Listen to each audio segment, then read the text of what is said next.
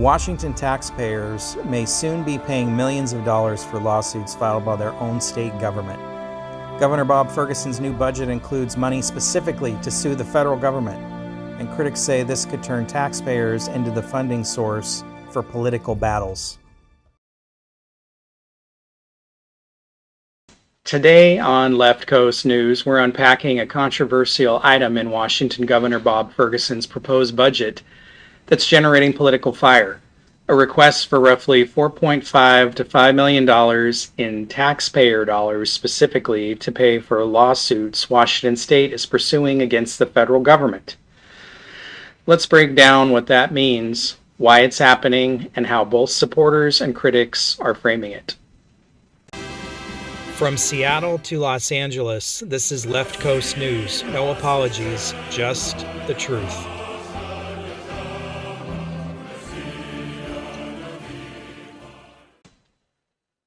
The budget request. Governor Bob Ferguson's 2026-2027 state budget request includes $4.7 million earmarked for federal administration litigation brought by Washington against federal agencies. If approved, this would slightly increase funds from prior years. What the money is for. The funding would cover attorney costs and litigation expenses tied to lawsuits targeting the Trump administration's policies, including challenges to actions seen by state officials as unlawful or harmful to Washington's interests. Scale of the litigation. According to the Washington Attorney General's own tracker, Washington has filed or joined 50 lawsuits against the current administration as of mid-January 2026, with over $15 billion in federal funding at stake in those cases. Washington State Attorney General's official justification. From the state's perspective, this funding enables the Office of Attorney General to continue defending the rights and services of Washington residents. Some of the key issues include fighting attempts to impose conditions on federal grant money, protecting transportation, housing, education, and health funding, legal defenses when federal actions are seen as unconstitutional. Critics say these are politically motivated lawsuits that often align with national party agendas instead of direct state interests, and taxpayers shouldn't foot the bill for this litigation. Some social media commentary claims that the number of lawsuits has been exaggerated in certain summaries and that previous administrations' records are mischaracterized. The conservative view, shared online, suggests Ferguson's office suing and suing again and wants your money to do it. This litigation budget request isn't the only legal cost impacting Washington taxpayers. State lawsuit payouts are rising rapidly. Washington has paid out hundreds of millions in legal settlements and liability payouts, over $500 million in one recent fiscal year, mostly related to state agency claims and foster care litigation. Washington is unusual among states in that it has no cap on damages in such cases, which increases taxpayer exposure.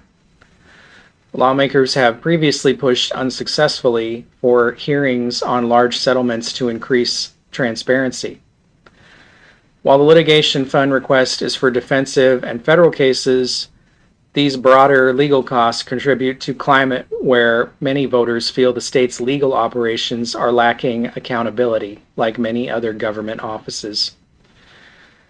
So, some questions that you might ask about this. Should taxpayers fund lawsuits against the federal government? Is it appropriate for the state to budget litigation funds when tens of millions are already flowing out in settlements? Are these lawsuits protecting state interests or political interests? Supporters will say they defend federal funding and constitutional rights. Critics, like myself, say they are political. How much is litigation really costing Washington taxpayers overall? Between defense budgets and settlement payouts, the total legal price tag for residents is a legitimate concern.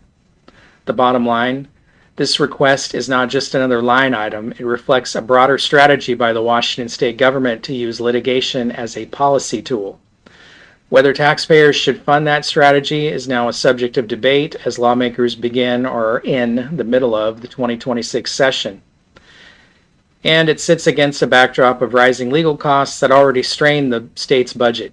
Stay tuned as we continue to watch how the legislature handles this proposal, and we'll bring you updates on the debates in Olympia as they unfold. If you've got questions or opinions about this topic, hit us up at leftcoastnews.net. We want to hear what you think. Thanks for listening, and if you liked this, please like, share, and subscribe. And I'm truly interested in hearing what your opinion is on this budget item for lawsuits. Thanks.